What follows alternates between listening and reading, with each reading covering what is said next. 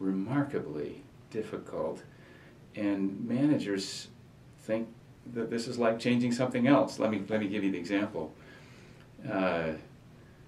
I can remember Tom Peters, the In Search of Excellence guru, who was a doctoral colleague of mine at Stanford, and I talked to him at one conference that we were both at, and we were talking about culture change, and he said, "You wouldn't believe it, Alan.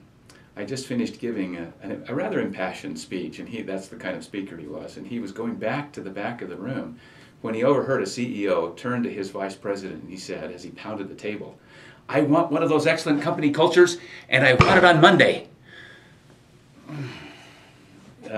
So you can just order one of those up, huh?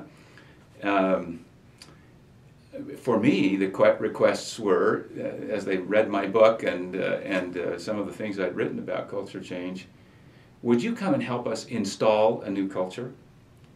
Install. Let's talk about what your expectations are if you think you can install one of those. Is it like a machine? You order a red one or a blue one, and you can retrofit a little bit, but you can kind of install it, plug it in. No, it's a little different than that. I sure have worked with a lot of bright people, managers who really are thoughtful. They are under a lot of pressure, and that's part of why they're saying we need one on Monday, or we need a blue one that we can plug in, and how much will it cost? The world is really changing rapidly. We're really in a hyper-competitive world that's becoming more competitive, with international players becoming better, with technology moving so rapidly. This is just a world that is really hard to keep up with. And so, no wonder they're under pressure.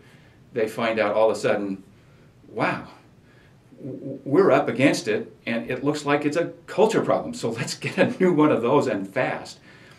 And the problem with that kind of thinking is they think culture is like other stuff, like a computing, a technology, or an accounting system, or a communication system. I entitled my book on developing corporate character.